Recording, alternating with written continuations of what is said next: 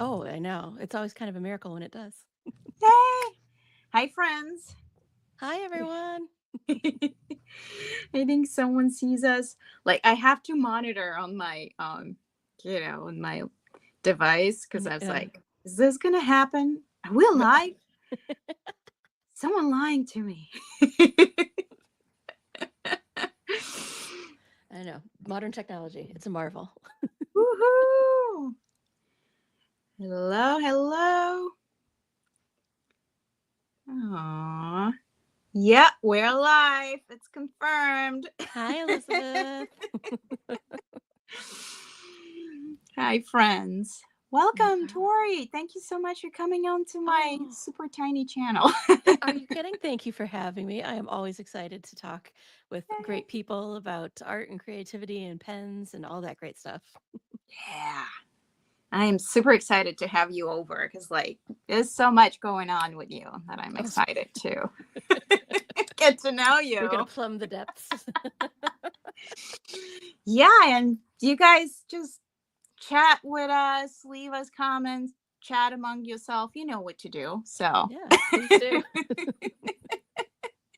Put us on the spot, please. That's fun. yeah.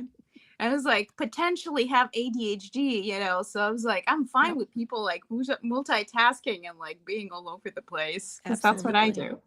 Yeah, why is it that so many of us women become a certain age and are all of a sudden getting diagnosed with ADHD? Like, I don't know, were we just masking it well our entire lives and now we're like, "Oh, we don't have to." We can actually. Yeah, I keep on thinking about it because like I'm at this place where I was like, should I get evaluated? Because Mhm. like I think the masking is a great kind of thinking about it because if I think about it, I've always lived in environments where you had to juggle a lot of languages, for example. Oh, uh-huh. And so for me, what I'm like now thinking I might have it is because I've been constantly in like mostly one language environment. Mhm. And I was like, huh, interesting. Interesting. Is it like something I'm just got used to, like switching Mhm. all the time between tasks and like different things? And so I just want to know. I'm curious. How many languages do you speak? Comfortably Yes. four-ish. Wow, which ones? Hmm. So, my mom is Jewish and she speaks Russian. She's the Okay. only person I speak Russian to or ever spoken Russian to in my life. And then I speak German, speak a bit of Italian. I can get by. So, like, Mhm. when I say comfortably, it means my comfort is if I can speak about politics or, like, Oh, academic level of things with you. So Italian kind of falls more of like day to day type of operation for me. okay. See, for So. me, comfortable means can I order a glass of wine and can I ask where the bathroom is? Like, or how much do the shoes cost? Or the pen? How much does the pen That's cost? important If I stuff, know man. that, yes. That's very important stuff. Do you find that your language is so I was not raised with a different language. I was, a native English speaker, so didn't get into any more foreign languages until I was in school when the brain is already less elastic. And it's remarkable to me how much languages are use or lose. Like I knew so much Mhm. more than I've forgotten. Do you find that your language skills are also use or lose, or because they were imprinted from perhaps an earlier age, are they there deeper? Yeah, I feel like that Russian of mine is really odd because just Mm. like I only use it with one person. Hmm. So it's very, and my mom is like very proper. The way it's like the way I speak is probably the way people spoke in 1920s. Mm. And then I do not write in it. Oh, okay, interesting. So, and by writing, I mean I don't type. Hmm. I just don't because like I should like I when I was growing up, the computer like the language I used in school was not that, and it's like very different writing that they use Mhm. in Russian. So I've never really, typing is like. Yeah. So it's odd. It's like a weird, like, and I'm not the only one. I've noticed that with people like I had in my school, I had like kids who are like, mother is Italian and father is German. Mhm. And so one of the two languages is usually underused or Mm. underutilized. Mhm. So, and it's super interesting. So, another thing I found that we have in common with kids like that is like lots of times we don't know swear words Oh, sure. Mhm. because we just kind of are in the bubble. We talk to like parent, stuff like that. And unless your parent is like really swearing all the time, you're like, you don't know, which is funny. Okay, So, that's how you're yeah. truly comfortable with the language. If you can order yourself Mm. something to eat or drink, know And where the you can bathroom is, swear. and you can curse someone out. I mean, that what else do you need? Yep. And what are you sipping on this evening? So, this is my version of an Aperol spritz type of drink. Ooh, okay, Mm. lovely. In my own handmade cup. I mean, mug. That's beautiful. Yeah. Very carved. Oh, that's beautiful. Mine, mine is much less soulful. It's in just my Yeti, but I'm sipping on a little Chardonnay here, little California Chard for Nice. this Oh, hot summer day. I got so I got this weird thing. I used to live in north of Italy for a little Mm. while. So they use these elderflower and Mm. it's kind of the spritz, but not really. Elderflower syrup with some sparkling, I think, water or something. And then it usually is like Chardonnay or something like that Mm. in there too. Oh, So this is my homemade version. I love that. That sounds delicious. Oh, it's called Hugo. I'm sorry. It's yeah, that's what they call it. But it's aperitif type of drink. Okay. Yours is more exciting and in a more exciting vessel. So I'm coming to your house next time for drinks. You're welcome. Because you're gonna be here with me in San Francisco, right? I am. Yes, at the end of August. I cannot wait. Yay, thank you. People appreciate my mug. I'm It so is excited. beautiful. Thank you. Yeah, so pens. Pens. I like them. What are you using today? What am I using today? Well, today, let's see. I'll get it out of my planner. I've I've not been supposed to have been buying pens, but I didn't do very well at Hmm. that because my very favorite color. Anyone that knows me will tell you that I have a huge predilection for teal, and Bungu Box, which I love, dropped the teal something blue um, Pro Gear Slim, and I don't always. I prefer the Pro Gear to the Pro Gear Slim, but it's actually perfect for a planner. Um, like that kind of short writing. So I'm a big fan. That's what I'm writing with Nice. today. Nice. So wait, Yeah. is this that's not their piston fill, right? That's the No, it's not the Rialo. Yeah. So just to hmm compare and contrast, the Rialo is a little bit bigger, hmm and Oh, then it yeah, it's had the got the ink piston. window. Yep, and exactly right. It's got the ink Gotcha. window. That's such a cool one. I love Thank that. you. So these are the Yeah, I little have the black sailors. version and I'm just Mm, like, I wish, so me and sailors, it's like a hate love relationship because I love okay. everything except for the converter. I know. Have you tried a Rialo? You might like that. I have one. Yeah. I wish it was more exciting of a color because I just Mm. got the black one, which is great. But Bungo Box is the good collabs they have Oh for my gosh. Rialo. Yeah, their collabs are just next level all the time, and I agree too that the thing I love about this Rialo, it was a re-release, and I was very stoked about it because I missed it the first time. It has the resin section rather than the Mm-hmm. metal, which is my Mm-hmm. personal preference. Like metal sections, they have to have a really specific texture on them. Otherwise, I find them like slippy and unpleasant. Ooh. So some of the Sailor Realos have that metal section, and Yeah. that's not my love language. It has other people's, which is great. It's not mine. But this one has the resin, and I'm a big fan of that. No, I feel you. I have that going on with me and Mont Blanc. That's another thing we Mm, have in common. You like Mont Blanc too. love Mont Blanc, Uh, absolutely. but that's the thing. I stopped buying the pens that they have, like the metal section. Hmm. It's just Yeah, doesn't work for me. But no. they used to have those. I have one of them. It's like I think they called it the Steel. It was like a limited edition of sorts, a limited run. I think it was a limited run. It was not limited edition. And they had that super cute kind of etched pattern on it that was Mhm. um chartreuse, something like that. It's like this kind of pattern that is, yeah, cute. Yeah. And so the section, it was itself, I think, aluminum or something like that, the barrel and the cap, but the section where you actually hold it, that was like the precious resin probably of there. Mhm.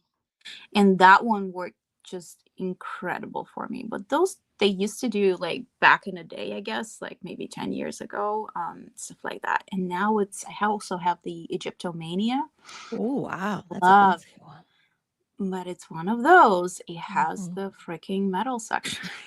I'm like, I love this pen, Yes. but like if it could change one thing. Yes, just give it, like, a little bit of texture, like, I also have the Gravitas Fig Boot collab with, Mm, like, the fun I don't know if you can see it, but it's kinda got, like, a rainbow, right. and then the section is rainbow as well, and I don't know if you can see it, but it has this very fine Mm, oh, here, maybe you can hear it. We'll do ASMR with the pen. But so it's metal, but it's machined in such a way that it has a little texture, and so mhm. it doesn't slip. And it provides it with some lovely forward weighting in the pen, which is really nice. And if it didn't have that texture, I think it would be really difficult to write with. But Yeah. that little grip makes all the difference. Well, it brings me to mind because I kind of have the same situation going. I've Yeah, been using good old Pilot beautiful. rhodium with stripes, and Yes. stripes is what makes all the difference for me holding it. Hmm. Does it And have the stripes on a section as well? Oh, that's a click. well, Oh, yeah, it oh, depends on yes. like how close are you, I guess, holding it. I don't hold it that close, but I would Mhm, imagine some people do, right? They mhm. could like hold it like that. I wouldn't. Like it's not for me. Yeah, But my normal kind of grip, it works. that's so cool. I am fascinated by the way people hold pens. Like it's you would think it would be a somewhat universal process, right? Like we all most humans have 5 fingers and there's only so many ways you would think to hold a pen, but I feel like every time you meet a new person, they hold their pen just slightly differently. Everyone Hmm. where they hold it on the pen and the way they configure their fingers and it's just so fascinating to me that we've developed as humans so many different ways of Hmm. operating the same basic tool. Yeah, and I had like I was talking to my wonderful sister-in-law, and she was like, "Oh, I have this super young person at work, and she's never seen people hold a pen like I guess gripping all the way, kind of like really gripping it like this, Oh, okay. Uh-huh. almost like clutching it." Mhm. And if she's watching, she can correct me. I don't know if she's watching this, but it was like very different holding that she's seeing. And she's like, that's interesting. Is this how like Gen Z hold their pens these days? And then we have an aunt with us like in the room, and she was asking that. And the aunt is like in the medical field. And she's like, Mm. no, it's just like some people kind of have that kind of the way the support in their fingers works for them, and it's just something connection with like arm whatever. It's Yeah. some sort of like almost I guess genetic type of thing. I Yeah. don't. It Yeah, it does was seem to interesting. be like that. It's a or the same like the Lamy Safari, the grip on that or a Twisby Eco T for the triangle. They're kind of divisive, right? Like either Mm, you hold it and it feels really good in your hand and it helps you hold it correctly, or you hold it in your hand and it feels awkward, like you're wearing a shoe on the wrong foot or something like that. yeah, Um, it's the proper way. I mean, that's how like because they're such like European I guess model for schooling. mhm. I actually got one, so if my husband's watching, I was not supposed to get any pens, but I did because this was She 50 just off. the pen fairy just poof delivered it to your house. There was no purchasing. Oh, I love when people engage on this. Okay, well, if you want to bring that level of negativity to the party, Elizabeth. So, yeah, I got this guy. So I'm not a Oh. huge Harry Potter fan. I think I was at the time when the books were coming out because I'm that Mm-hmm. old. Um, but I love this pen because kind of reminds me of Medusa. Oh, I could totally see that. Yeah. And it's a very cool color. Like this is one of those cool greens they came up with. Mm-hmm. It's kind of a And chameleon. yeah, and I don't have any AL. What's it called? AL? Lamy Oh, AL? All Star. Yep. Aluminum? Mm-hmm. Yeah, All Star aluminum. It could be anything It's right. because it could be aluminum. All right, Elizabeth says she has over 100 pens. That's the kind of positivity that we're here for. Elizabeth, we Yeah. support you. We see you. Anytime anyone asks me how many pens I have, I tell them the same thing. A lady never So tells. lady never tells how Hmm. many we have. No, I don't know. I think I have around that number, but I don't know. it's, it's best not to count. Yeah, but I'm showing this because we were talking Yeah. about the grips. Yeah. Hmm. Do you like It's the grip? yeah. Does it feel good in your hand? I mean, it's doable for me, but since we were talking about the grips, I can see how it doesn't work for everyone, you Yeah. know. Like it is supposed to kind of shape, right, your hand. And again, it's like maybe works if you're a kid, Hmm. but I don't think so. I think just like anatomically speaking, it might be a bit, you can't Yeah. really. I remember like I had these professors teaching us at school and Italians, and they were like, would come from like this very religious background, and they're like, we went through all Catholic schools, and like our the nuns were teaching them, Hmm. and they were like, some of those now grown men and women were lefties, and they were like Oh, actively yes. trying to teach them out of being lefties. Yes. My mother-in-law had the exact same situation. She is Portuguese, and growing up, the nuns at her school actually rubber banded her left Mm, hand, so she couldn't use it, and had to learn how to write. And she's actually an artist, so she learned how to like wow. paint and draw and do all the things with her righty. But her Hmm. son's a lefty, so the genes, I guess you can't rubber band the genes. But Yeah, it shows up at some point, I think. hmm. So I had my right hand like broken at some point in school, Oh. like middle school. Hmm. So that was the moment I discovered I can actually pretty fine and comfortably use my left hand.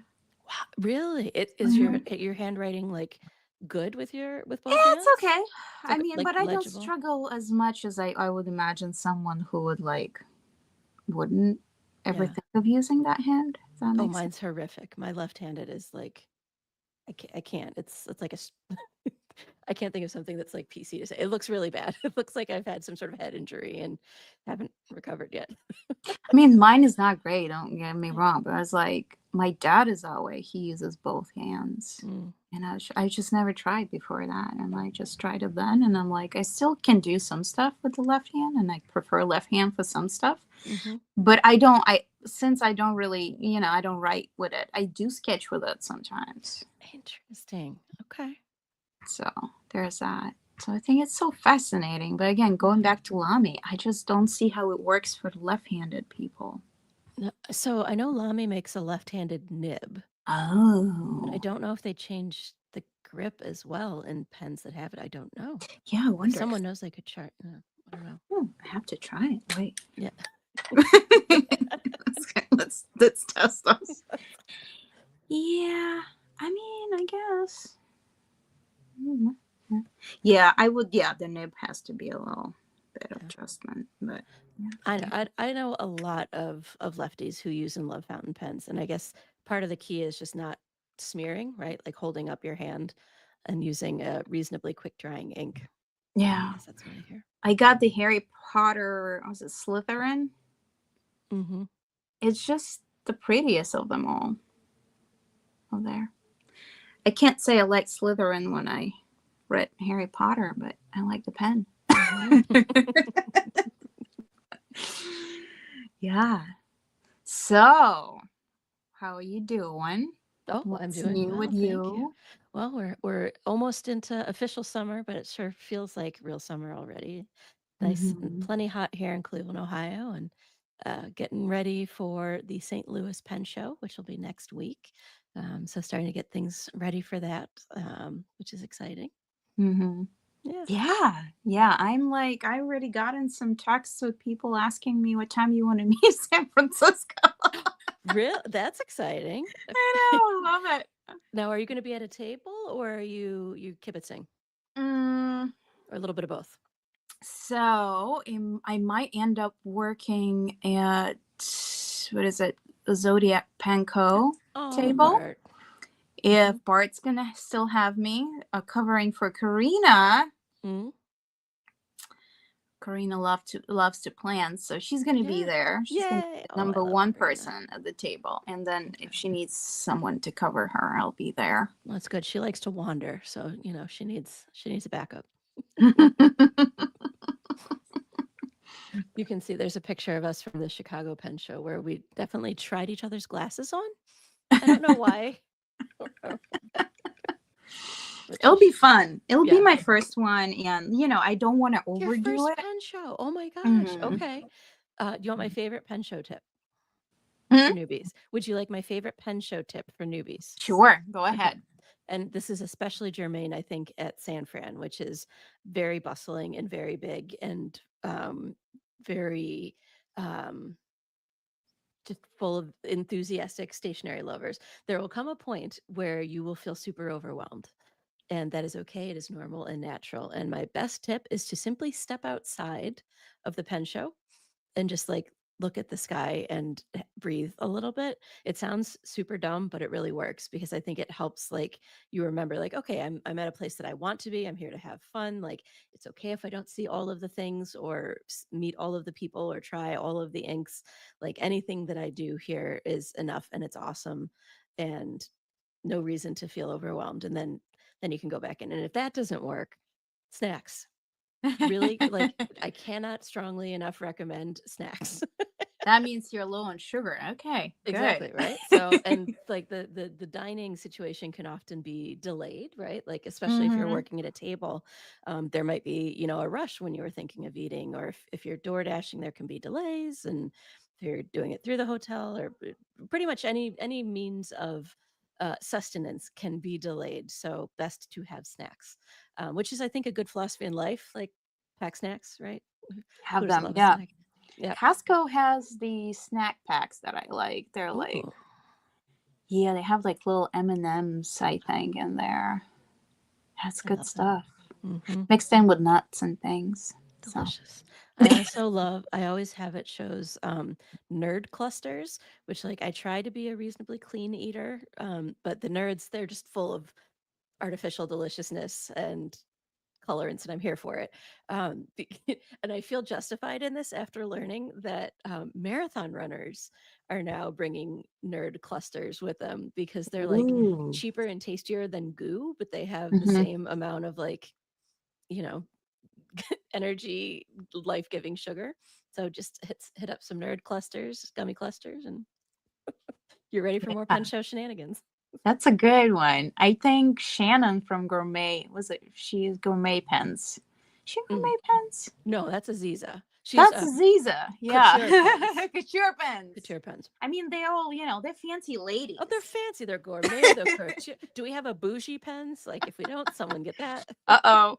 Taken. Oh, yeah, right. Bougie pens. Come at us. We want to meet you. Yeah, so Shannon brings a lot of snacks. That's what I've Mm. heard. I've never met her. I think I'm probably You've never finally met her. meeting her. Oh, she's a delight. And there's going to be Julia. Mm-hmm. And who else is coming? And I think quite a bunch of people, which I'm very excited about. Absolutely. Yes. San Fran's a not to be missed Hello, situation. she's There here. she is. The fancy lady. She in particular has a taste for late night burgers and fries. She She does. she is often to be found if there's any Shake Shack deliveries. We might still have some sort of in and out, I think, around that airport area. Delicious. So that might happen. Mm-hmm. Love a late night munchie. Yeah. So I'm hearing that I'm staying in the fancy hotel, not the venue hotel, but the one across the street from it. Across the Aloft or the Yeah, the Aloft. okay. Yeah, no, they're like they share it. Oh, I'm sorry. That was probably very loud. I just whacked my camera. Or no, that's not a camera. That's a microphone. Nice try. It's a long day here. Same. Yeah, right? Oh my gosh. Uh, Um, they like share a parking lot, so it's really easy to walk back and forth. yeah. I'm hoping for Yeah. some fancy snacks if it's a fancy hotel. Oh yeah, So, there should be fancy snack. They have an excellent bar. Really, both of them do, but the Alaf bar was very bumpin'. And then you can usually rely on Mark Dwight from Rickshaw Bags. Will show up with some San Francisco oh, Mark. Yeah. snackies. Yeah, Mark usually has some snackies. Some takes his local job as hosting. Nice and seriously. Yeah, I go to his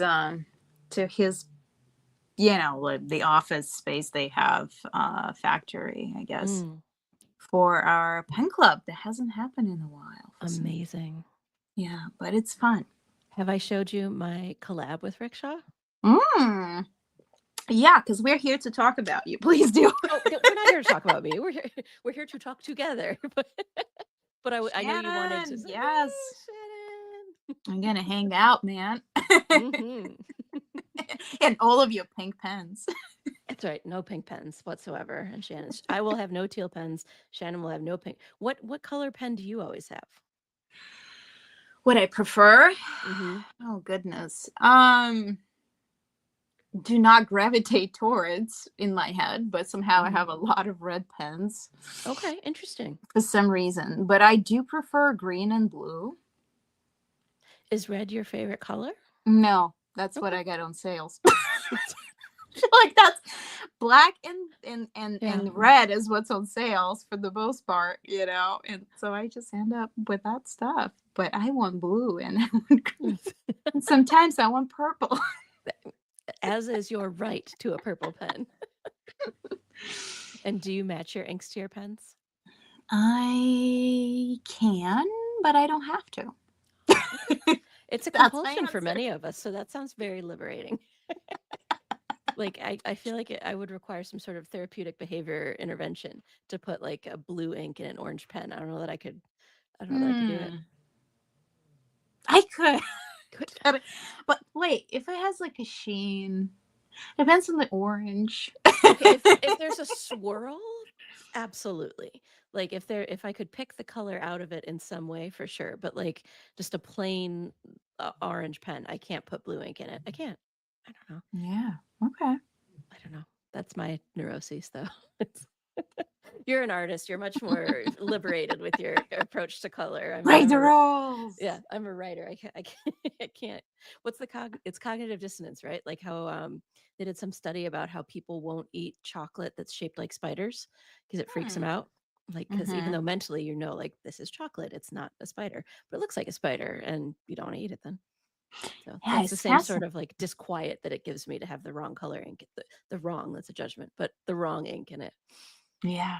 Now it's like I'm thinking about historically, and at some Mhm. point, like how people were really into bugs, and like I would say about Victorian time, like there was like so much bug shaped stuff and Mm. like, everything everywhere. That was For like a like little creepy. decor or dining? Decor, Decor, your okay. outfits, Mm. stuff like that. And now I'm like, because I also like briefly was in this not a reenactment world, but like people who wear like vintage outfits. So not quite a LARPing situation? No, Okay. not quite there, but people who like making and wearing vintage stuff, and there are Okay. That's awesome. companies, you can buy from them and you can wear it Yeah. every day if you want to. And so in that world, so mind me saying, it's like modern people with modern sensibilities trying to wear these things from the past. Yeah. And quite a few people are like a little freaked out by the bug situation. But I think it's fascinating because it Yeah. was also like the times of like memento mori when it was a thing. But would you now wear a pin where you could everyone could see like a little lock of hair that Mm, belonged to your dead father or your dead, cousin or like, yeah. someone. I feel like But death has become far more sanitized these days. We're so distanced from it that I think people would freak out if you were like, "Here's a locket with my dead dad's hair in it," or mm, this jewel is made of the ashes of great Auntie Helen." Like, but you how know, about a pen? only if the I ink bet matches. someone has it. Bet you're right. Are there any resin makers that would make a resin cast out of someone's cremains? And are there any legal requirements around that? Like, do you need a Well, license? would you carry that in your store? I mean, would I carry someone else's roommate? No. If someone came to me and like really needed to memorialize a family member, I would really try to connect them with someone in my network who might be willing to do that because grief is a weird ass thing, and Yeah. people going to grieve how they're going to grieve, and I am not here to judge that process. But I do not think I would carry just like generic cremain pittance. It's, that's not. I mean, we're all Stardust, though, right? So it's. I wish Luke of Papa J's studio was here because I think Mhm. he's made some weird stuff, but I don't know if Yeah. it's that weird. I don't know if it's that. I mean, never say never. I know there's people that make like art pieces out of that, and Yeah. I mean, really, it's whatever a person has to do to get on with. In watercolor world, there was a maker who made so we had these huge fires in California a couple of years ago. Mm, And so they made paint out of the ashes of trees. wow. I think it was the Paradise Fire that they made, got some ashes from that and made some of the paint. I mean, that's really beautiful. But imagine making paint out of remain of someone you knew. Ooh. All right, so I don't that's know. interesting because my reaction to it is like, ugh, right? It gives me the ick. Hmm. But why? I must question, why does it give me Hmm. the ick? It doesn't give me the ick to think of like a tree remains being in a paint, but there's something about it being human, even though it's all just carbon atoms, right? When you get right down to it. But Yeah, it's yeah, interesting. it is Yeah, interesting. and Victorians were like not really freaked out by it as much as we are. I think in that respect, and maybe a couple others, not a ton, but I think they had a leg up on us in that they weren't afraid to talk about it or to, I don't know, death was as much a part of their lives as it is ours, but it was less like taboo or something. Like it was just more an accepted part of things. Yeah. Well, technically we also live longer. So Hypothetically. I would, I would For now. imagine the I don't, circle was seen a little differently back then. But yeah, no, no, that's true. it's just fascinating. Yeah. If someone's joining us, welcome to the weird conversation we have. Yeah, right. Welcome to pens and paints and human And other remains. things. Would you like your cremated loved one to be made into a pen? Would you write with their ink? Tell us in the comments. Oof. Yep. Though, Anyhow. I do love the concept of taking natural elements where you can. Like I have a dip pen that is made of sakura wood Mhm. from now I've completely blanked on the name of it, but it was very beautiful Japanese cherry blossom trees that are not allowed to be harvested, but some were naturally felled during, a climactic incident, and they were able to make these things from it. So it's things like that. It's like let's take an opportunity. That nature decided that this tree had served its course as being a live tree, and now it gets this new life as a cherished instrument of creativity, and that's beautiful. Yeah. No, I agree with that. And those are like the wood is so great. Like, why would you let it go to waste, right? Yeah, exactly. And I understand there's always the risk of over commercialization, and you know, uh, but it seems like the Japanese have a lock on that, and in terms Yeah. of protecting those resources. But Yeah. No, I agree with you. Do Also you have any? question. Oh, Hmm? so, no, please, after you. I was just I was jabbing. I was about to dive Oh, go for it. into your collaborations. Hmm. There's lots. I mean, when I started Stationery Universe, really kind of the primary goal was to do collaborations, was to work with, other, makers and creatives and folks with these fabulous ideas. I would look around at our community or around the room at a pen show or online and feel this sense of awe at the talent that we have in our community. Like it's really kind of bonkers when you think about it. From Mhm. materials creators to the nib workers to the people who can restore vintage pens to the like gorgeous penmanship to the chemical knowledge behind ink. Like we have such a diversity of skill sets in our community, which is so cool. And I'm in awe of it. I still am. And I'm like, God, what can I bring to the party? Like, and it was, yeah. Oh yeah, Gravitas is using they are using many materials. That's right. And they're inventing new nibs and new filler systems. And then you have Ian Schoen, and inventing Monoc nibs. And there's just like constant creativity. It's so invigorating. And it's easy, I think, to feel like, well, what could I possibly bring to this party? I can't write like Nick Pang. I don't even have nice, neat cursive. I can't write like Kimberly Lau. Like I can't fix a nib. You shouldn't allow me around celluloid because it's scary. Like there's all these things I can't do, but what can I do? I have ideas. I have ideas and I have creativity and I have a strong desire to work with other people and bring those ideas to life. I really thrive on that. And um, it's still scary to do collaborations because it's always you're putting yourself out there.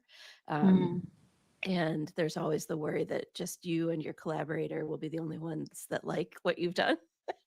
Like anytime I release anything, there's this horrible moment of self-doubt where you're like, good God, am I the only person in the universe that is going to like this?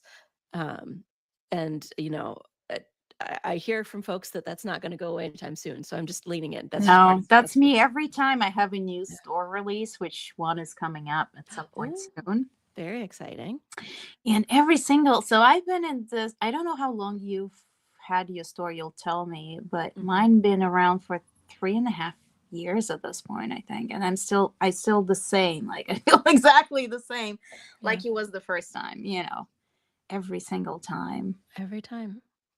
I mean, and it's especially, when you love what you do like we do, like you wish that money didn't even have to come into it, right? Like I wish we were all just on a barter system and I could just Mhm. have ideas and give people things all day. But I am not in that position. I still like to eat and have kids that also like to eat and, want to Yeah. play rec Yeah. baseball. Um, and so you have to bring that sort of element to the party. So I'm also very well aware of the fact of how hard people work to earn their money, Mhm. and to accept their hard earned money for something that I've created, something that an idea I've come up with and worked for. That's very profound to me. I do not take it for granted, because I work hard for every dollar I earn, and I know that others do too. So whenever they choose to share that with my store, I am grateful and kind of humbled. I know it sounds cheesy, but I am. I'm humbled that we've been able to make that connection. And I'm still, so small enough that anytime an order comes through, I literally do like a little happy dance. It's geeky, but I do like, and I'm moved and touched and excited, and can't wait to to hear what people think. And seeing any of my products in the wild is just like the biggest thrill. And it's a really awesome way of connecting with other makers, other collaborators, as well as then the final collaborator in sort of the collaboration, which is the customer, the Mhm. person who then understands what it is we're trying to get across and chooses to add that pen to their collection or that sticker to their notebook or whatever it may be. So, when was that point when you realized that this is what you want to do? Um, Mm, what you couldn't find something, right? You had an idea or you wanted to buy a specific thing. You yeah. couldn't, right? You couldn't find Yeah, it. they were just kind of like there were at first it was just lots of ideas kind of floating around. And then um I had my personal Instagram, and I was at a pen show, and a couple of my buddies, new friends that are now very, very dear friends, asked, "Oh, what's your Instagram?" And I told them, and they're like, "Well, there's no pens here. It's just your kids and you hiking." I'm like, "Yeah, I don't know. I don't know if people are going to care about my pens or my stationery or anything like that. Like, you need a stationery account." I'm like, "Oh, okay." And it was kind of like a dumb moment, but like, sure, I'll do that. So I tossed around a bunch of ideas for names, and went through the whole rigmarole of trying to figure out what to call myself.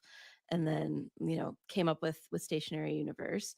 And then I worked with Tom from Sugar Turtle Studio to create a little avatar, which is we called Lil Tori, which was the very first avatar on my social media. And as I was starting to grow, just connecting with people, meeting people, not planning to have a business or anything with it.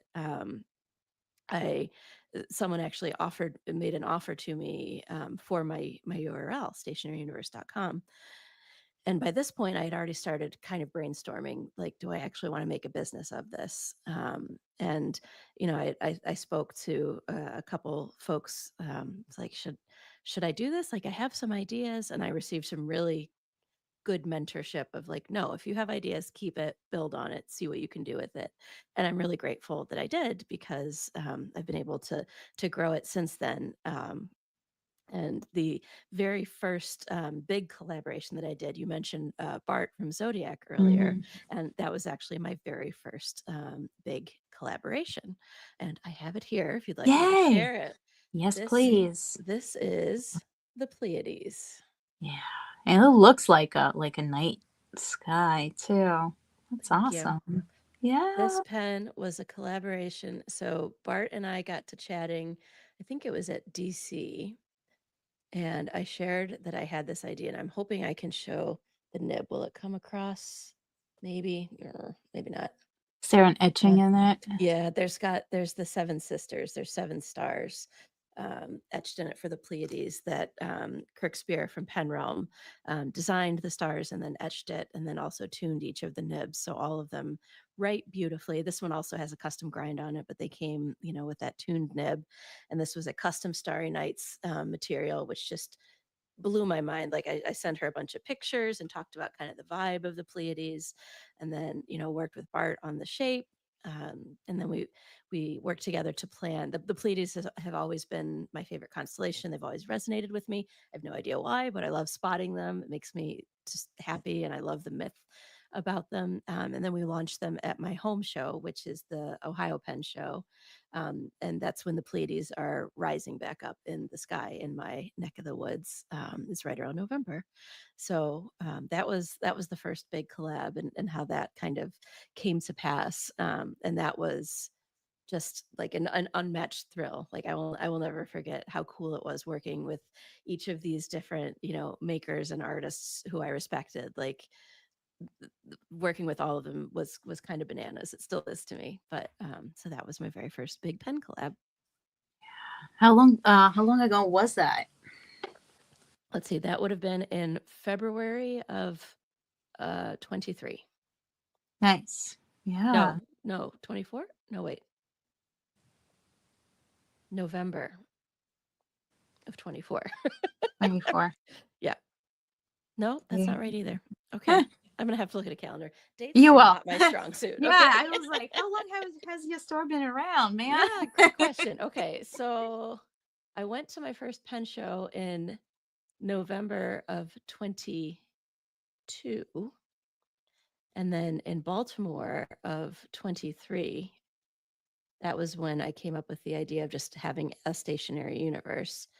And then by Baltimore 24 was when I opened my store. Yes, that is for sure the timeline. I launched the website, and then also launched my store.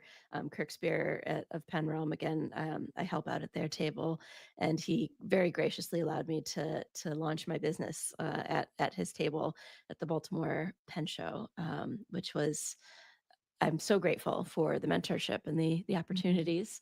Yeah, so it's been about a year and a half since it's been technically open.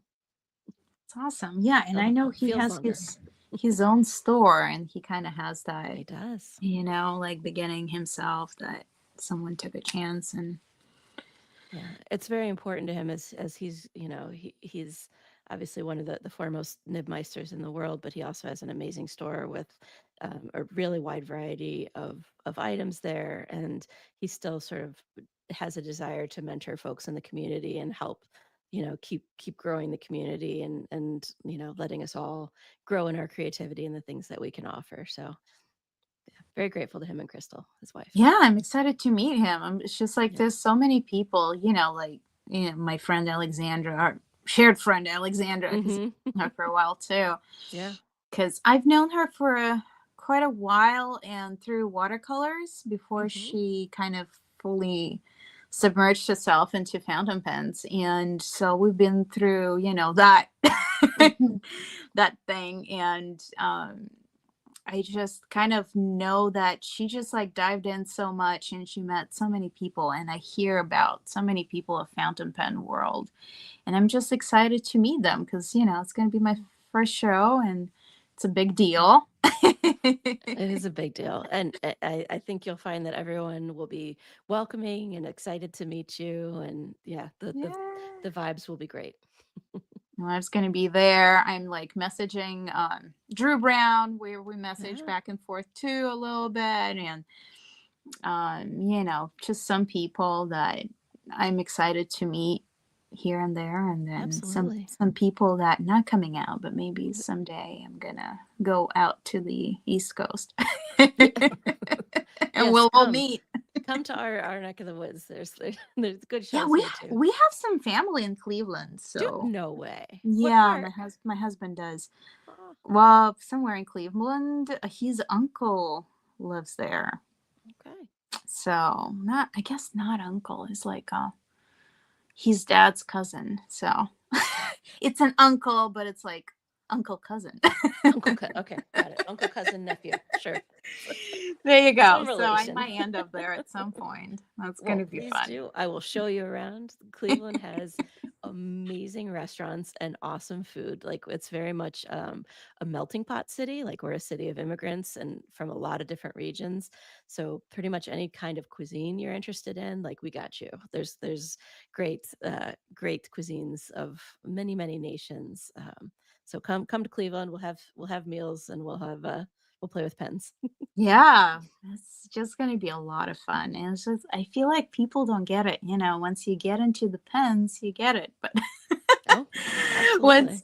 once I'm just like, hey, I'm like really into pens. Come join me. People are like, what? That's right. What is fountain pen? Is Yeah. You're using a what now? Who? Why? it the same Okay. thing as dip pen? Yeah, that's right. It's just so interesting to me. And I always forget that not everyone is like well versed in that topic. And then Mhm. just, you do what? You're interested in what? You collecting what? You get a lot of those too, right? You have Oh, to explain constantly. yourself. Yeah, and you're going to a what show? What? You mean to tell me there's a whole show for pens? Like Mm, what? Like is it just like a couple tables in a room? And I'm like, oh, it's like a couple tables they in a have room. no idea. They have They no don't idea. even know. Yeah, right? That's the rabbit hole is truly bottomless. The Yeah. Yeah, that's the fun part. And I was just like, I love meeting so many different people from so many different backgrounds. There are academics, and then there are just nerds, and then there are just people who randomly somehow got into the hobby. And yeah. it's just fascinating to kind of figure out all of those routes people have taken. I completely agree. And you'll see that too at Penn show at the Penn show. There's a remarkable diversity in all of the ways that you can think of, both in ages and genders and races and mm, uh, pretty much all of the things. It's fascinating to me that you've got like old timer collectors who have been in the game forever, and then you have high school kids who are like into Kauai there's just like such an interesting cross section there. But I think one of my favorite things about pen shows is that, for the most part, if you're at a pen show, it's because you decided you were going to go to a pen show. You don't usually stumble into a pen show, right? You're not just like walking down the street and someone puts a sack over your head and you're like brought to the pen show. So if you're at a pen show, you're at a minimum pen curious, right? Like Mhm. if you're not crazy about them, you're curious, or you're a supportive partner going with your person, which we love a supportive partner who's like looking around bewildered at this all, but is willing to carry the shopping bag, right? So, like, there's a basic level of wanting to be there that automatically puts people in a good mood, right? Like, Yeah. people are happy to be there. They've made a choice to be there. They're where they want to be. And so there's this baseline level of positivity that is absent in just like day to day interactions, in my experience. Mhm. Um, so there's just like people are predisposed, I think, to have a good time and to nerd out with you about all kinds of things. And there's also, I find this very refreshing about this hobby, there is such an enthusiasm for newbies. Like, Mhm. there's no, at least that I've experienced, or witnessed, anytime someone's new, people like fall all over themselves to teach them about fountain pens and let them try their pens and let them try their paper and instruct them, and like gleefully welcoming to the hobby, as Yeah. opposed to just being like standoffish or clubby about it. Mhm. Um, and that generosity, I think, extends to the sharing of the pens. Like, I think one of the most remarkable things about pen shows is the pen show after dark experience, right? Either at that, or the pen show at lunch, wherever it may be. When you're walking the show floor, of course, going to your classes, but when you're sitting down at lunch or at the bar afterwards, and people will bring out their pen cases and just pass these things around. And I mean, the pens that I have held, I'm like, I needed an adult. Like, who thought it was a good idea to hand me a freaking $5,000 pen? Like, Um, I'm sweating. yeah. You know what I mean? But like, there's this generosity where there's like, we trust you, we see you, we're gonna sit here, we're gonna respectfully look at pens, and that's beautiful. Like, what an awesome thing that people are willing to bring those and share them.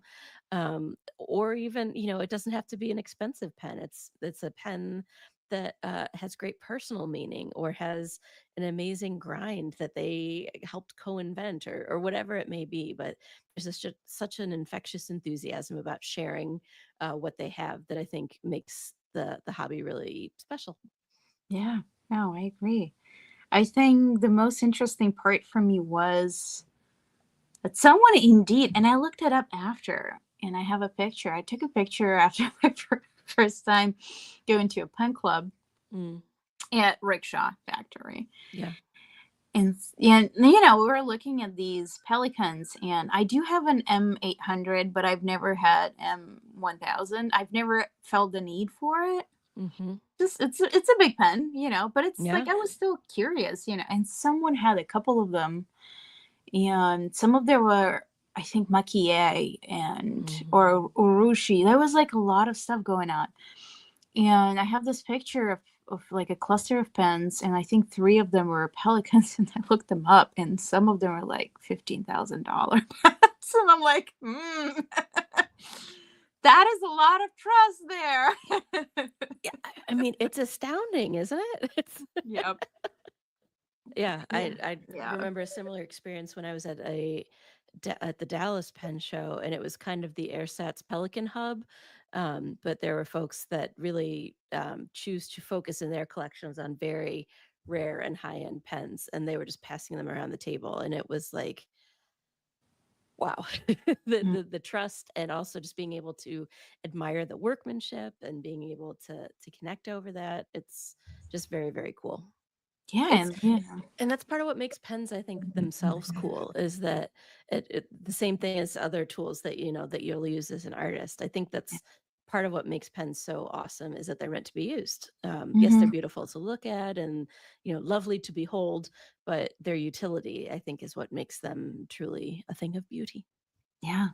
No, I was just thinking about it, and it's like I do have quite a few great collectible pens, but will I Mm, ever have that $15,000 pen? Probably not. mm. But it's just like the feeling that you've tried it, you've seen it, you've admired it, you Uh-huh. understand why people like it, but I don't need to want it, you know. Yeah. It's been there, done that. It's great. And that's another great thing about the hobby is that there's so many different ways that you can express yourself with it. Like there are people who are obsessed with the concept of oh shoot, I'm forgetting now what it was. Was it 5 or 3? There's some movement where it's like either 5 or 3, I forget which number, and the whole gig is that that's the amount of pens you have. Mm, And so each pen that you're going to have in your collection is utterly and completely perfect for you. Like there's mhm. nothing about it that you doubt. So there's some people that are obsessed with that minimalism, which Right, is right, great. right. There's some people who are obsessed with like the snackability of like the ecos and they want to have the entire rainbow or the Mhm. entire rainbow of Kaweco sports. And I think that's awesome too. Yeah. You know, and there's people who love a specific maker and just, you know, like go all in on that maker pen and want to really Mhm. display the different you know pens that they make or and then there's people who want 15K pens and there's literally something for everyone. Like I don't that seems unusual to me. I don't think lots of hobbies necessarily have something that could appeal to someone with a $20 budget or a 15K budget.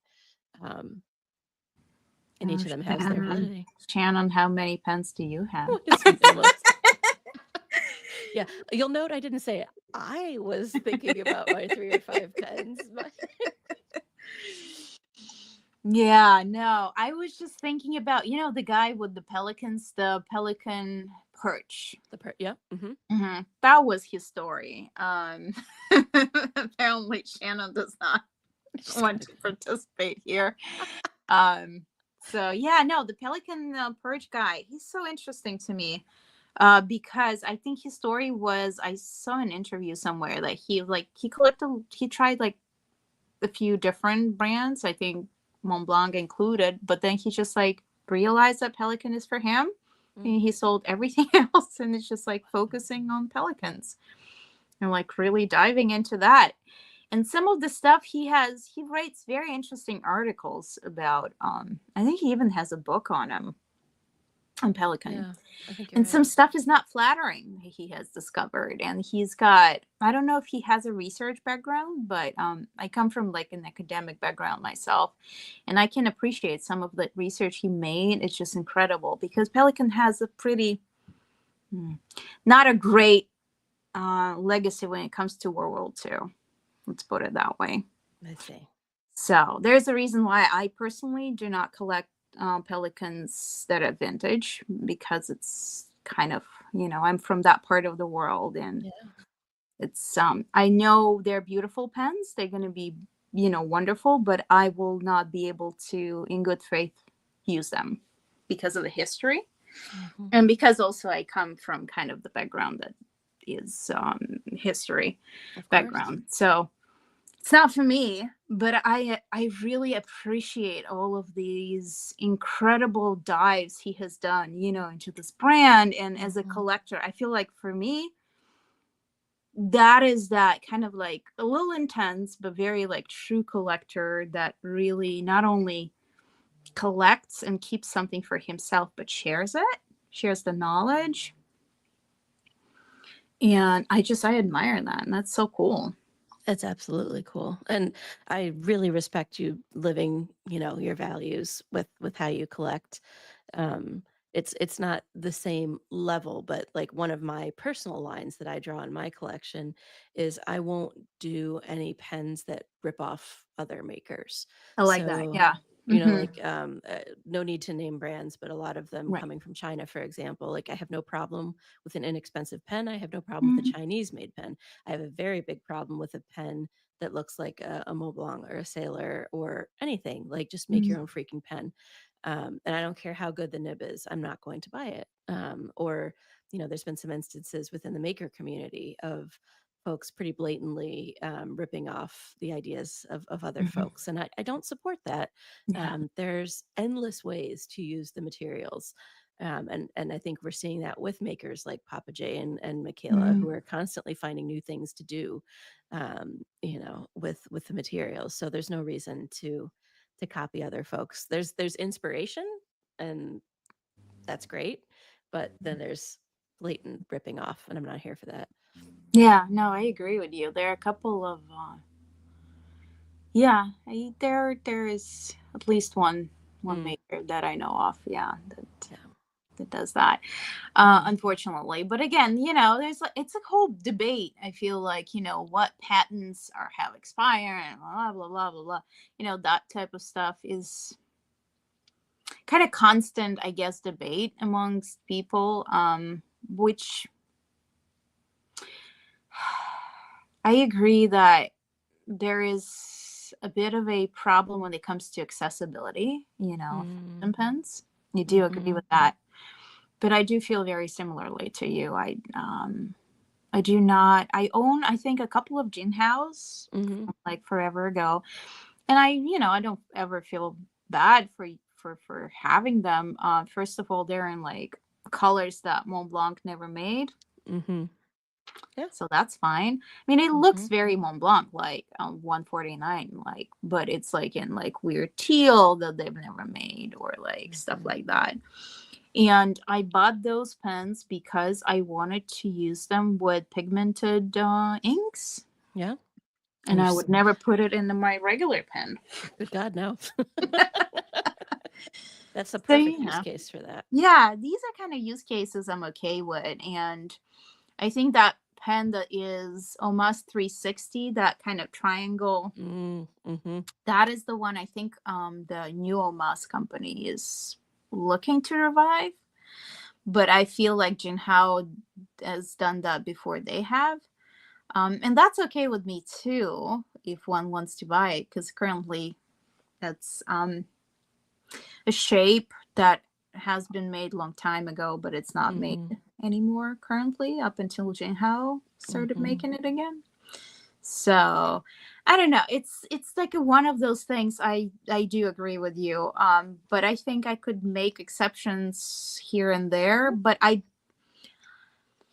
have a bit of a problem with only seeing Jinhao videos all the time on YouTube because that's Mm. kind of where we are right now. And I think part of it is maybe affordability crisis, Mm. right? Yeah, I get that, but I also think there's some extraordinary pens at a similar price point. Like Right. a Pilot Kakuno, like Mm-hmm.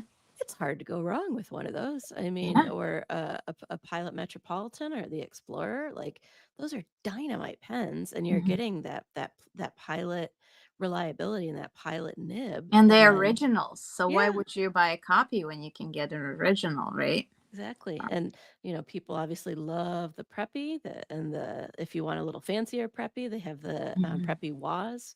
I also even like so I work from home currently, but when I was in the office in an office still, I would always have a selection of Pilot Varsities on my person because people would be curious about what I was going on, what and I'm not about to hand them.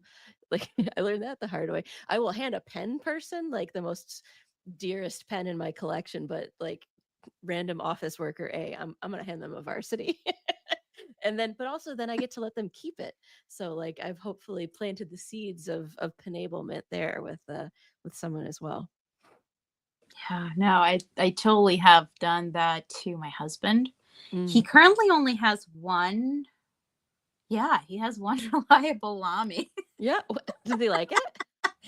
Well, he likes it, and he was like, for the longest time, he was just like I know he was just trying to write with it for me, Yeah. Oh, bless. which is very sweet. And I think he likes it. He actually uses it now, and I have like he still does not know how to refill it, so Yeah. I'm Oh. refilling it for him, which is fine. Apparently, that's what Alexandra does for her mom too. Yeah. Oh, I So, believe it. It's my mom got into pens after I did too, and it took her a long time to be willing to fill, and now she's got like an overflowing cabinet of ink. I'm like, yeah, once. But it's funny you mentioned your husband too, because I've been trying to like baby steps and get my husband to the point where he could try maybe a Lamy, or so I started out because he doesn't understand spending money for pens. He's like, I don't all right. understand what I'm like, well. So we started Mm. off with the retro stealth, and he's like, oh, the retro 51. So it's stealth, it's like all black. It's really sharp looking. He's like, this is a pen. I'm Hmm. like, yep, sure is. And then we expanded his collection. He has a Keras collection now, which are machined in, I believe. Arizona, I want to say, but the Southwest. So he has two. He has a ballpoint and a roller ball that he's like, okay, I get the appeal of a nicer pen. So I think the next step maybe is a Lamy. He is a lefty. Mm. And Yeah. he has serial killer like handwriting. I'm reasonably Mm. certain he's not a serial killer, but his I mean, you married handwriting. him. It's a little too late, man. I mean, but like if you need a ransom note written, give him a jingle. Like he's your guy. So like I don't know what fountain pen one wants for serial killer cramped like should be physician handwriting, but any suggestions, chat? We're all ears. Yeah. No, there are a couple of companies that make the left-handed Yeah. make pens, right? Yeah. No. So what I did, Tell me. my husband is in academia, so he uses the highlighter a lot. Okay. And I thrifted him because they don't make it anymore. Mont Blanc highlighter, and it's the size of 146. They made a highlighter? Yeah, and it's one of the best ever because like everyone asks him at work, every other person is like, "What is this magic?" Because a if that's a hot tip, if you're able to get that highlighter, they still make the inserts for it. So that is awesome Oh my because god. Yeah. ecologically friendly and environmentally kind of, mindful of those Yeah. things because you only toss the insert, and that's one. And the second thing is because he uses it like, under like to highlight the regular stuff, but also his own writing, and Mhm. and he doesn't use a lot of fountain pen, but I think they formulated it in the way that it can handle everything, both fountain pen, regular pen. It's just not going to smudge anything. That thing is magic. Okay. If you ever find another one in a thrift store, will you let me know? Sure. I desperately need one now. Like this is now on But my I'm like grail. easing him into the fountain pen It's because so rad. he's getting used to the thing. Hmm. That's the way to do it. Baby steps. Hey. My mom also has for fountain pen highlighter fans. Kaweco made one that has Oh, like that's it's right. like a really wide nib, and then it comes same thing with the cartridges. And she's a Mhm. big fan of that. Yeah, I have the ink somewhere for it. I don't know why I got it. It was like 2 for 1, something like that. I got it for a discount, so that's why I got it. Right. It's like, can't go wrong with that. Yeah, but Now I've never you used it. thrift pens, right? A lot of them are thrifted.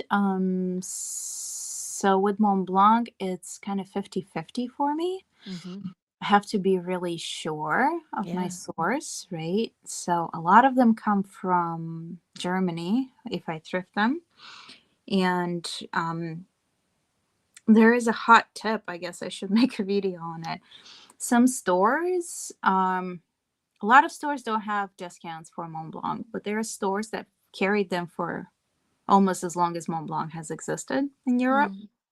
And so those stores I've noticed have discounts from time to time. So I've gotten stuff Wow. much cheaper. So I mostly buy them in Europe, but I do thrift them a lot in the United States as well. Yeah. I admire that. I'm so terrified of getting fooled because I was fooled. I bought a fake. Mm, I bought a fake, and it was a good enough fake that I showed it to people who would know and did not know that it was a fake. And it wasn't until someone was taking it apart to service it that they're like, yeah, mm. this is a really good fake, but it's a fake. And I was devastated. So now I have like a huge fear of So getting what a. was it? Was it like the inside that tipped them off? It was part of yeah, like what part of the inner workings. Yeah, Yeah. because they're pretty solid on how they make stuff. So I guess like certain materials, if you, yeah. Yeah, it had to do with like markings that you would and would not expect to see like inside, so you couldn't see it Mhm. until you took it totally apart. Yeah, and also like depends on like when you make things. Mm-hmm. When Mont Blanc made things, especially when like the times when they have not used the serial numbers yet, Mm-hmm. that can get a little tricky. But I've learned that very old stuff, like from the 70s and 60s, is not likely to be mimicked Oh, interesting. Why do you think that is? as much as newer stuff. Um, I just think it's maybe it's coming. I don't know. But I think the newer models are a little bit more lucrative. That makes sense. So, you know. Yeah, so Pelican, do they have a highlighter? Hmm. I don't know if they have. That's a good question. Should like look that up. Hmm. I don't think they do. Maybe because they also have like that series for like kids or something, or like Oh, the school. swipe. Oh, That was both of my kids' first pen was the Pelican swipe hmm. because it No, had I like a mean big chunky grip. the Mont Blanc stuff is like fancy. It's like I've Mm-hmm. never seen a highlight. It's like the fanciest highlighter of my life. Never seen anything like that. It looks just like 146, except Yeah, which doesn't is my have a favorite nib. size. I love the 146. What's your favorite? Do you like the Mm, 146, the 149? yeah, I'm very comfortable with 146. 149, just like M1000. Mm-hmm. It's I feel like definitely people who can pull it off exist. Yeah. Oh, yeah. Yeah. But I think sometimes it's just maybe the pressure of like you have to have it. You don't have to have it. No, you don't. M800 is great size, you Mm-hmm. know. I have M400s and I agree it's a little bit on the smaller side. I'm okay using it. It's there's nothing wrong with it, but I see like some people going to be more into 600 or 800. 800 is like I feel like the most standard though. Yeah. Agreed. And then 1000 is kind of extra. Mm-hmm. Yeah. It's like the one. It's the bigger.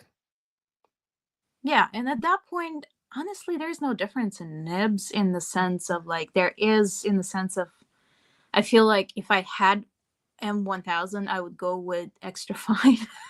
Oh, interesting. Okay. The only time I would go with extra fine, it's just like it just gets like the bigger the nib, it kind of gets a little bit wider for my taste at least with That makes Pelican. sense. Sure. And I have M800 with a medium, and it's it's really a broad. Oh, yeah. And I have a broad and a Pelican that feels quite stubby. Like it's definitely not what I think of as a traditional broad. Yeah. Yeah, it's just very interesting. I do see how people are fascinated with Pelican. I do Mm. understand it so much.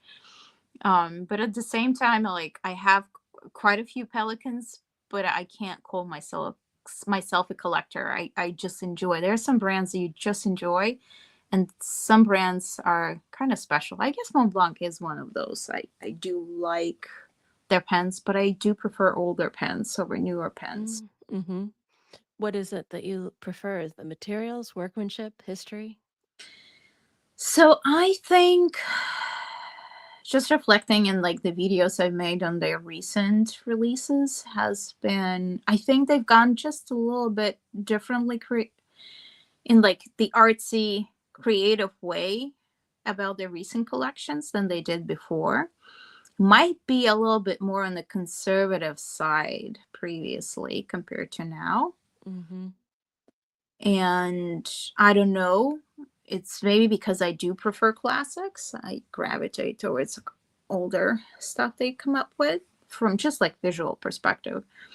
But whenever you talk to people who are like really into Mont Blanc, quite a few of them tell you that older nibs are more interesting just because Mm. they used to also have the ebonite feeds Yeah. and that kind of like it kind of works. But I also see why they switched from it because if you want to sell to a wider public, it's not everyone understands ebonite and not Mm. everyone like servicing, from servicing perspective, they might have Hmm. had more problems, right? Right. Yeah, it's definitely more of a niche offering, I suppose. Yeah.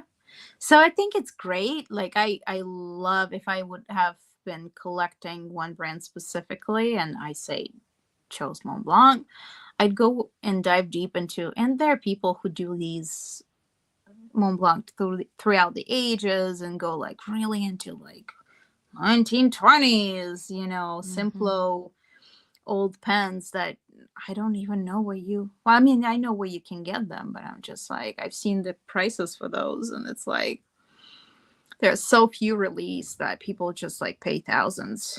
Oh, I know. The one eyedropper pen. Right. And more power to them, right? Like that, if that's what they want It's, to do. listen, if you can do it, I mean, that's the Pelican guy. He sold off every other pen and he's just focusing on Pelican. And, like, it's kind of like an investment in Oh, that for sense. sure. I can't Yeah. imagine going all in like that on just one though. There's One too many. brand. There's too many. I love too many elements of too many brands to be able to just like focus that narrowly. Yeah. No, yeah, I totally understand. And that's, where we come to what you do. And that's the Mm, fun of it because you get to form friendships and relationships with so many different makers and understand how they, how people mm. think. Yeah, and everyone's process is different, which is really cool to see. And um, yeah, the creative process is just kind of endlessly fascinating, isn't it? How it manifests in different people. Yeah, no, totally. And Mm. like the prototypes. Do people make prototypes for you for approval? Depends on the product. So on my inkwell, which I can't show you right now because I'm sold out of, but I've just received word that it has my order, my restock order has been filled. So I just need to go pick Nice. it up. But so that's the ceramic tray that holds a bottle of ink, and then you Mm-hmm. can rest your pen on it or your dip pen while you're filling or while you're dipping.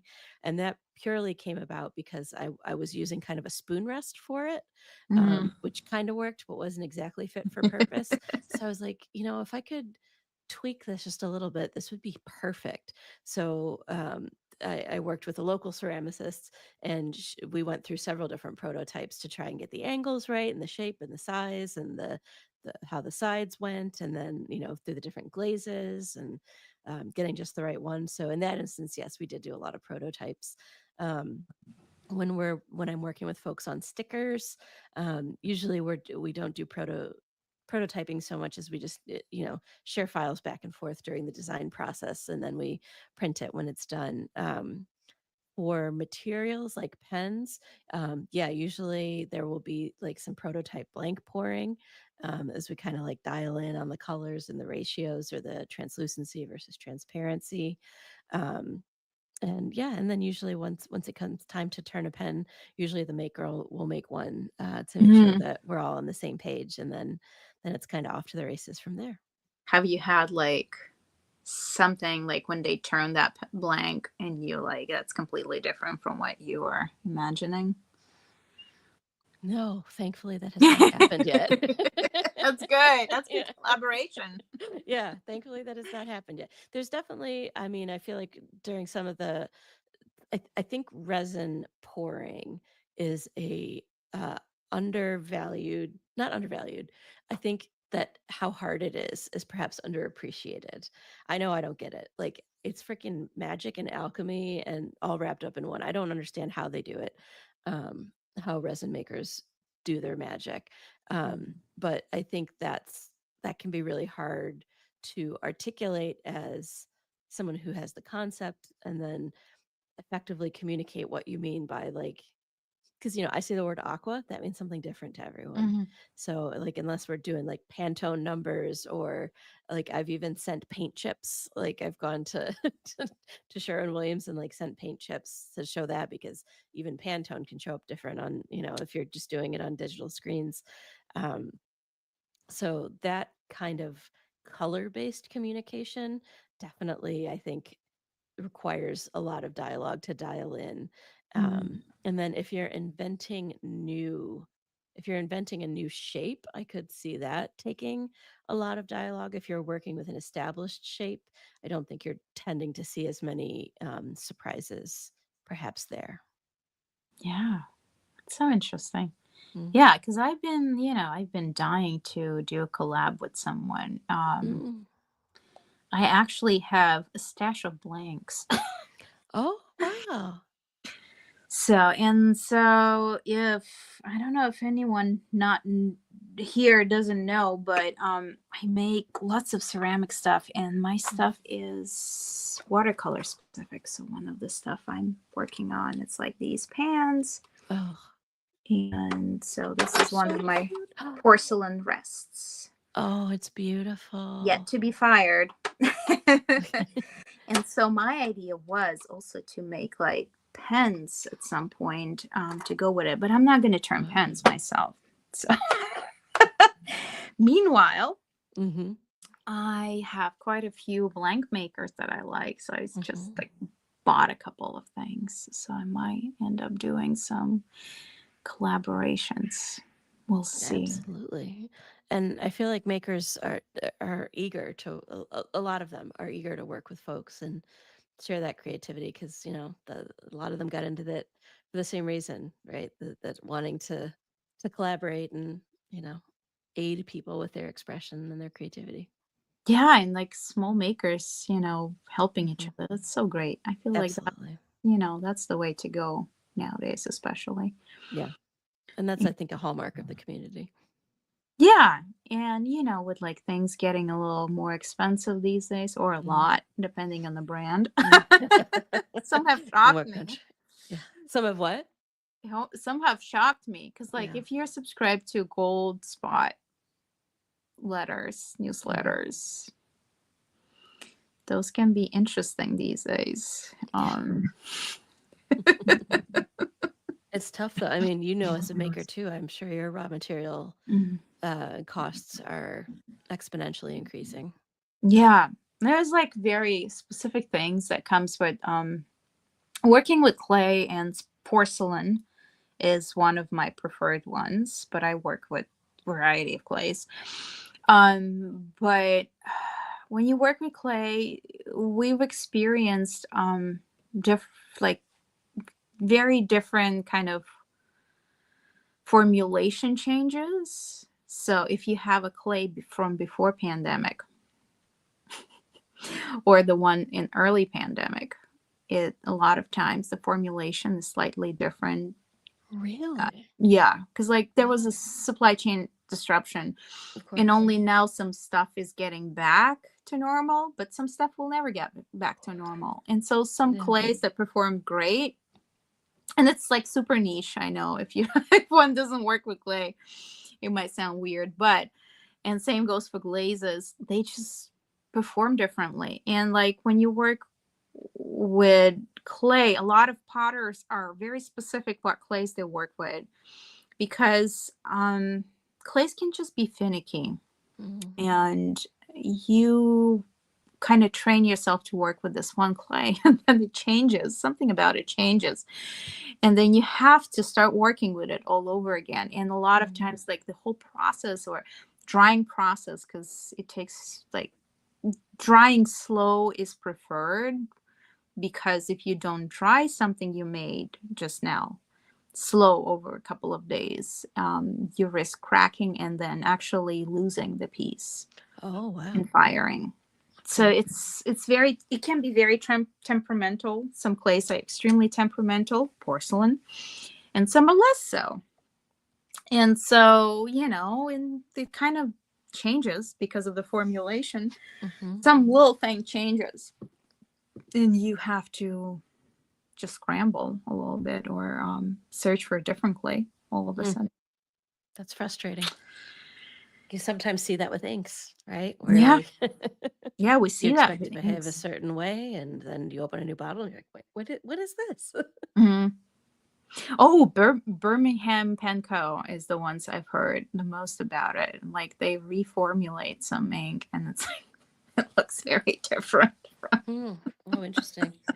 I know they went through like a very big reformulation process like, was it 6 or 7 years ago?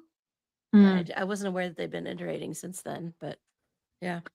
No, from time to time I see people swatch like an older ink of theirs Hmm. and compare to like re-release of it, and it's like very different. Yeah.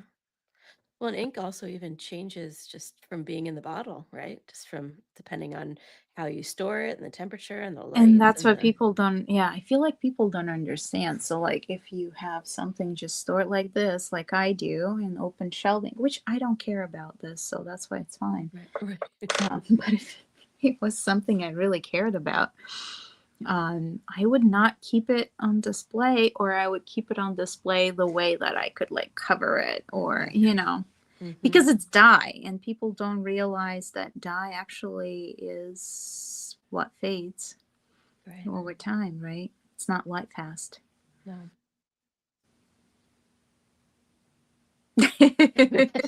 All right, so How do you question. store your bottles of ink? Did you ever have any ink collaborations? Because I don't remember. Not yet, but I am actually working on one as we speak. Ooh, Yeah. all right. I'm collaborating with Pannonia Inc.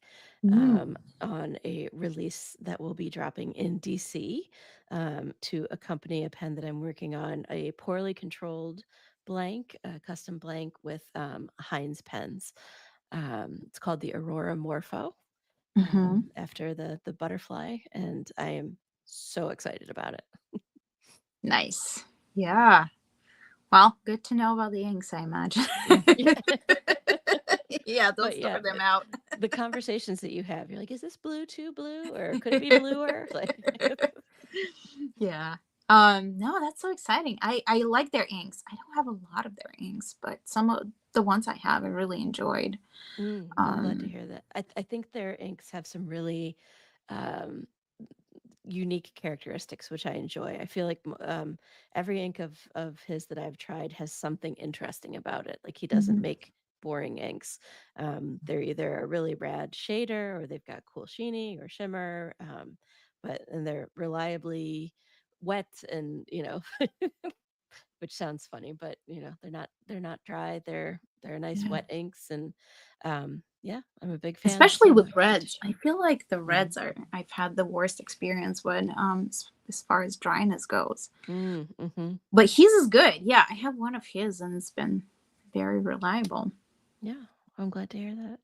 Yeah. It's red ink. I have a love hate with red ink. Like I can't do like the red ink that was in the red ink that our teachers used, like grading papers growing up. I have some sort of like Pavlovian response to that red. I'm like, oh, I failed.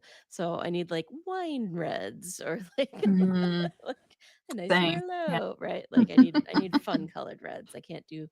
I have the same kind of thing with red pens, but yeah, that's just a personal thing. Yeah, no, I feel you. I mean, I do have, so I collect the Mont Blanc inks, Mm, and recently they've been a little annoyingly too much into it. mm, They just tend to release the same color a lot. I've noticed they kind of cluster them sometimes. yeah. And so reds is all I remember from last year. It was all red. It was the Olympic red, and it Yeah. was the snake red, and it was something else red. And I was like, oh. Do you have Moctezuma? Do I have Montezuma? I Or do not have Montezuma. that one, that's a grail ink for me, the Mont Blanc Mm. Moctezuma. Yeah, that's It's pretty. It yeah, was teal, wasn't it? yeah. Yeah. I have a type. I'm very predictable. Hmm. That's a good. It's a good one. Another one I don't have was BMW. I think that Mm, was good as well. That was a good blue. And then they had the set of blues. They had mm, the Egyptian blue. I mm-hmm. think it was like a low ones, like the 30 mil Yeah. set. It was all kinds of ultramarine, I think, and they had the Egyptian blue and some other blue, and it was very, very nice. But I didn't get that one either. Yeah. So yeah. Well, you miss out, and then magically maybe someday. That's right. Get You it. never know what you'll find in San Francisco, right? You'll be wandering around and just Mm, see something on a table. yeah. So question, do you have Yeah. I know they're all are your children, so like I don't think you'll have a favorite collab, but is there something that stands out for you? Um that you keep? Like do you keep every single collab piece for yourself? Mm, I don't. And it's not because I don't love each of them equally, but because I always intend to keep just one for myself. And then if someone, comes to me and is really desperate for one, I end up selling them mine. Mm. Because, because like I don't want to hoard it. So there's one person and one person only who has a complete Stationery Universe collection, and that is Rebecca Hazelwood. So Ooh. she has the full Stationery Universe collection, and she is the only one. Um, so yeah, I can't really pick a favorite because each of them had I think has such a cool story. Like there's another one I can share that I did with Rich from River City Pens. Mhm. This one was called the Eclipse, Total Eclipse in a Pen. Because I enjoy a pun, and this was when we had the total solar eclipse last year. I wanted to do a pen commemorating it, but I didn't want it to be like I really wanted it to be special. I wanted it to incorporate more than just a sort of commemorative impact. So the pen we designed, we used a diamond cast blank, Mhm. and it's got a moon Yeah. engraved on the finial. But what makes the pen really special is that when you open it, the Oh, the it's moon yellow. moves out of the way and shows the sun. I like And so that. then there's a sun again, I'm sorry, it's the camera's not picking it up, but there's a sun engraved on the nib. So it literally is an eclipse. The moon goes across and eclipses the sun in its darkness, and then the moon moves away and the sun is displayed. Um, so that this was a great example of me just kind of having a wild hair. I'm like, okay, but you're going to be a part of the pen, right? Because you turning it, you are in essence becoming the eclipse. And working with Rich, who's like, "Yep, I see it. I'm with you. Let's make this happen in a Mhm. ridiculously short amount of time." And same thing with Kirk. Is I worked with him on the nib and the finial, and he's like, "Yep, I hear it. I see you. Let's do this." Um, and so that was, a really special event that we all got to watch, and folks got to enjoy that in a pen as well. Um, so yeah, I mean, each of the collabs that I've made has like that kind of story of creativity Mm. coming together and helping each other achieve visions. So I really don't think I could pick a favorite. I'm sorry. Yeah, that's okay. There is someone if you ever did a collaboration with, that would be so awesome. Oh yeah. Another like I love them all. I mean, all the small makers, they're so great. But my one of my favorites is Abigail Markov, and just like because she Yeah. makes all the blanks herself, man, and she's Hmm. like, that's so cool. Yeah, they are immensely talented. I don't even know if they do collabs. I don't know if they do, but if you Yeah. ever kind of like get into, you know, talking them into making one, and maybe an ink, because they also make inks, you They know? do. Yes, absolutely. And Mhm. yeah, and they're really cool inks as well. I do have Yeah. a couple Abigail pens in their next level. Yeah, yeah, yeah. I'm so excited. I only have two, but those are good pens. Oh yeah, they're so well balanced. And I love all of like like even the little metal components are all machined. Mhm, mhm. It's very, very cool. Yeah, it's like everything by them except for like literally the nib and Yeah. converter. Right. And give it time. I'm sure. My God. Yeah, but it's like this is what takes a lot of time in life. Oh Just yeah. like my whole story is I started making these pans and I'm like, this takes me such a long time Mm, because I make this. This takes to fire a long time because these are like fired in old school way, the way it's been done like hundreds of years ago no. in like a gas kiln. Which funny story, not a lot of places in California do anymore. Do you have your own kiln or do you use a No, commercial no, kiln? no, no, no. It's like I have a studio. I Mm. lease a space. And so we kind of all do it together. So it's like as less damaging, environmentally speaking, as Mhm. possible. Because Mhm. it's like, it's literally how they used to do things in Liverpool and like 200-300 years ago. That's And cool. like huge brick kilns and like with like gas and like soda dispersions at specific time. Like you have to do it in a specific way. It's awesome. Like the effects of like electric kilns can mimic some of it, but like the old school way, it's just like it's just so different. So like, I realized like making everything is hard because like for me personally, it takes weeks to actually have these Mhm. pans done because it's like several firings and stuff like that. And then I have to also start pouring paint.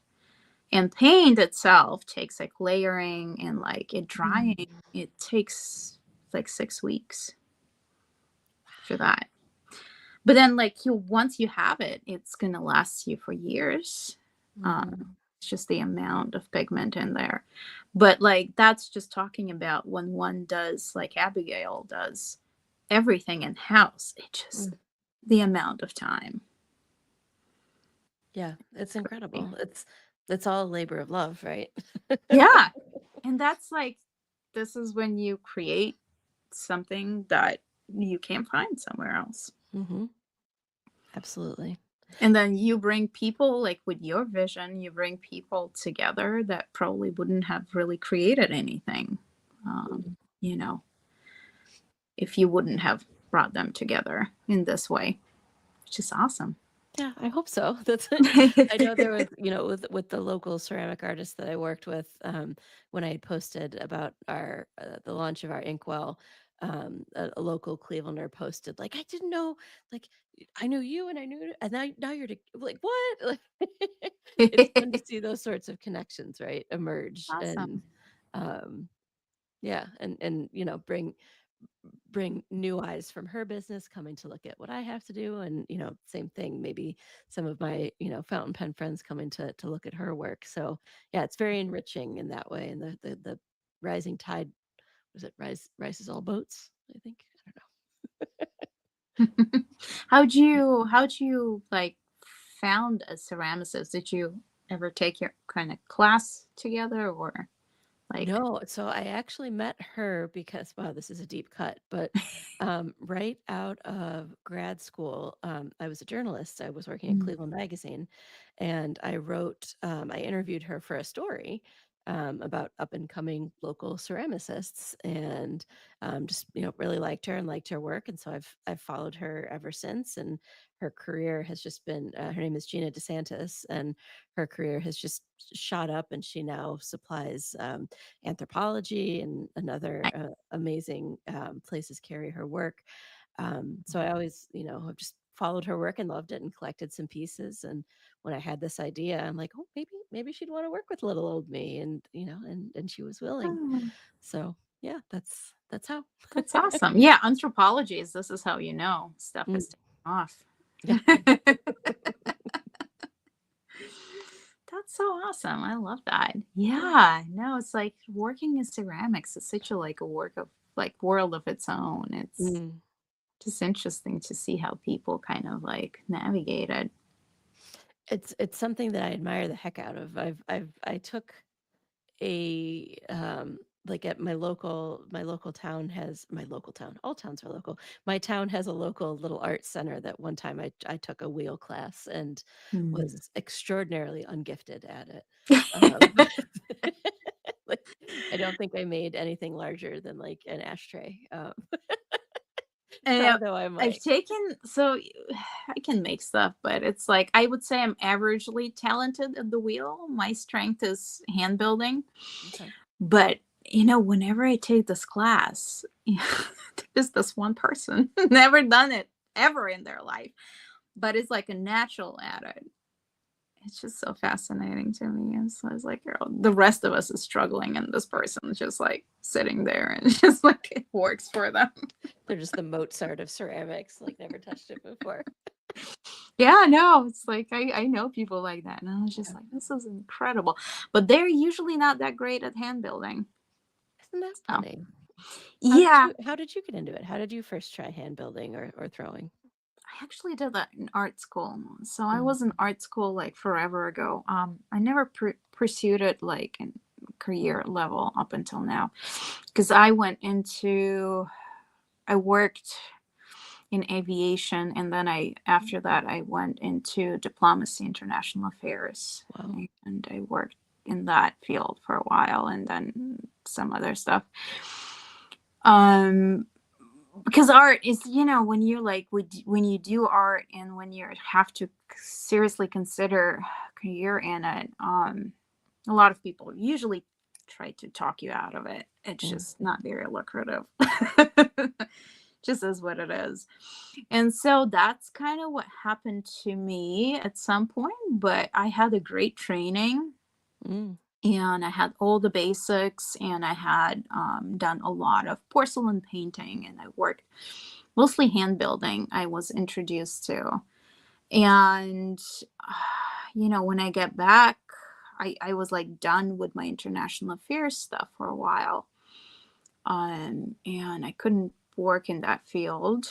And I just went back to watercolors. And then I was like, hey, I need this to be more sustainable. And it's like, I mm. can make ceramic stuff for it. And I just went back in there, and it was great. And somehow I'm even selling something, which is like wild to me, the Mm, kid that was talked out of it.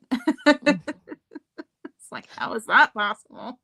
Why is it that that's such like a common narrative that we give to kids is that they shouldn't go into the creative arts Yeah. or the So I think social sciences for me, it's that's very sad too. mm, Because I guess the way I was in the university, and so like my husband is in academia, and I am in and out of academia myself. And the things I see, and so our generation is a little different than I would assume generation right now based on what I hear and see.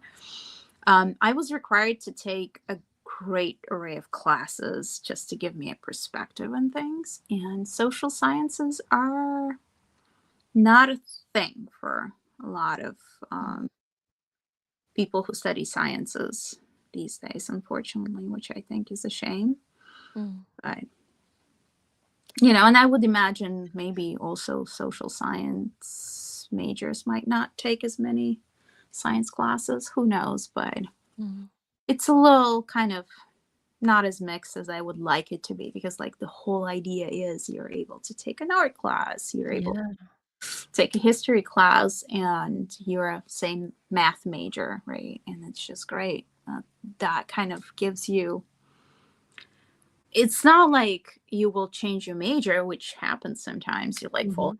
in history, and you're like, oh, I'm gonna, or art or whatever. The whole idea is to give you a perspective and be able to talk about it and see things differently, which Yeah. is ultimately a life skill. Absolutely. I will always be grateful that I have a liberal arts education. When I was in college, we had quite a large core curriculum of classes that needed to be taken. We had a lot of liberty in terms of which specific classes we took with that would fulfill those obligations. But like you had to have three sciences, foresight, well, whatever, but like you could pick with, and you had to have a representation of social sciences, computer sciences, and lab sciences. And then Nice. you could kind of like go from within there, and you had to have at least two art classes and X amount of English and X amount of history. And I really appreciated that. At the time, it felt kind of like, oh, I've got to do all this.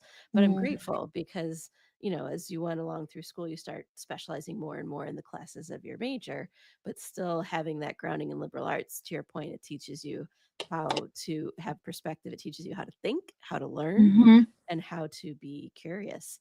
And that's, I really hope that's what I would advise anyone who's trying to, think about what kind of things they want to study is get a liberal arts education because you'll have your Mhm. whole life to specialize in whatever it is you're going to specialize in, but take this time, this precious time, whether it's at university or at home, online, wherever it may be, but take that precious time to learn, because it's a rarity as you proceed through life for a lot of Yeah. people.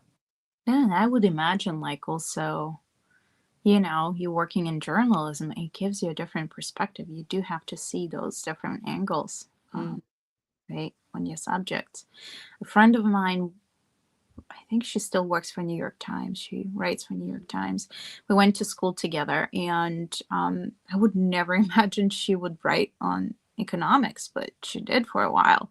Wow. And, you know, a couple of those classes we had to take together. Yeah.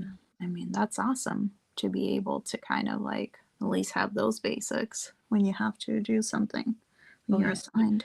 Journalism, unfortunately, I was not able to stay in journalism. I wound my way over into the world of marketing, as many journalists do. Mhm. But the training that I received, I use still all the time, in terms of being able to research literally anything, and learn enough about anything in rapid order, know how to brief yourself on something so that you can be, not an expert in it by any stretch, but be able to be fluent in it so that you can speak to someone who is Mhm. knowledgeable about it, to ask the right questions.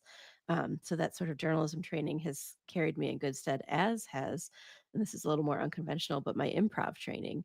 Ah. So my two great passions in life have been performing and writing, and in performance in particular is improv comedy. And that training teaches you to think on your feet and be able to respond to Yeah. unexpected situations and keep your cool even when things seem to be going dramatically awry.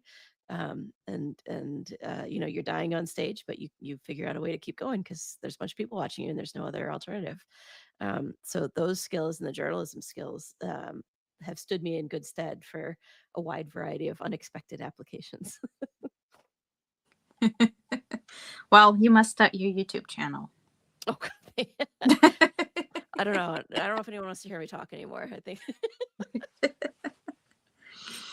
I think you'll be good at it. Very good at it. Thank you. Yeah, it's kind of, it's a lot of fun. And that's what I've discovered in this community. It's like, you know, we're not a huge community, but it's just so great to just see the support and like people just coming out making those little videos. And it's like we all are so excited about them.